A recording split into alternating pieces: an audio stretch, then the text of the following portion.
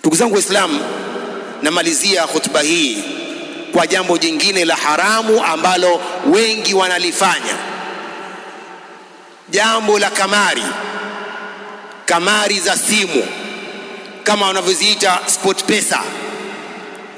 Watu wameingia katika jambo hili la kamari wazima. Wengi katika Waislamu, baadhi ya Waislamu wameingia katika maswala haya ya kamari, na huku anajua kwamba ni haramu. Hakuna Muislamu asiyejua kwamba kamari ni haramu.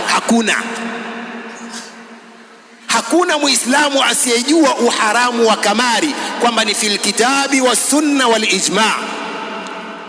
يقول الله سبحانه وتعالى في سورة المائدة: يا أيها الذين آمنوا إنما الخمر والميسر والأنصاب والأزلام رجس من عمل الشيطان فاجتنبوه لعلكم تفلحون إنما يريد الشيطان أن يوقع بينكم العداوة في الخمر والميسر ويصدكم عن ذكر الله وعن الصلاة فهل أنتم منتهون.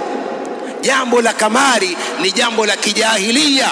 Watu wa kijahilia kabla ya Uislamu ilikuwa wakifanya mambo haya ya kamari. Uislamu ulipokuja, Mtume SAW akafuta mambo ya kamari katika Uislamu.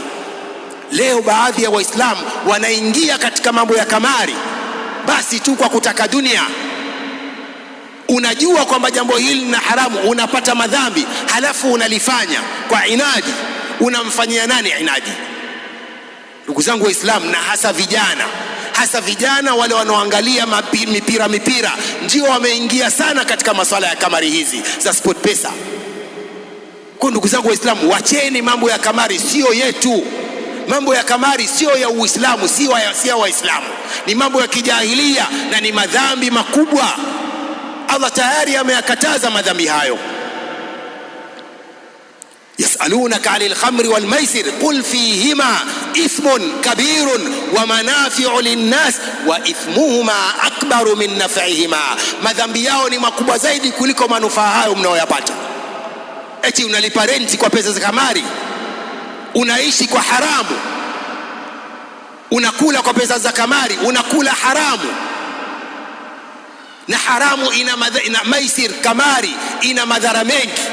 الميسر هو القمار كما قال ابن عمر رضي الله عنهما وابن عباس رضي الله عنهما قال الميسر هو القمار. ميسر ndio kamari. Ndugu zangu Waislamu, katika madhara ya kamari ni kwamba mtu hategemei jasho lake la kazi, anakaa nyumbani kwa kutegemea bahati yake nasibu. Uvivu wa kazi. Fanya kazi utoke jasho upate pesa za halali. Uislamu unaamrisha kazi za halali, sio ukae nyumbani ufanye simu zako upate pesa haram. Katika madhara ya kamari ni kufukarika, sio kutajirika. Kuna nyumba zilikuwa zimeimarika kwa utajiri, zikaingia katika mambo ya haramu, zikafukarika, wakawa mafukara kwa haya mambo ya kamari. Katika madhara ya kamari ni kwamba yanamzuia mtu na dhikrillah wa iqamati salah, yanamzuia mtu na kumtaja Allah na kusali. Mambo ya kamari pia, mambo ya kamari yanaleta uadui na chuki baina ya wale wanaocheza kamari. Wale wanaocheza nao kamari, hao mtachukiane, mpigane. Madhara ya kamari. Kwa ndugu zangu Waislamu, kamari sio yetu Waislamu. Uislamu unaamrisha watu wafanye kazi wapate pesa zao za halali, sio kukaa nyumbani ukapata pesa za haramu. Hazitakusaidia chochote, bali utakuwa fakiri badala ya kutegemea utakuwa tajiri. La, huitajiri ngo. Allah subhanahu wa ta'ala mwenyewe jambo alilolikataza halina manufaa yoyote. Jambo alilolikataza halina manufaa, bali lina madhara.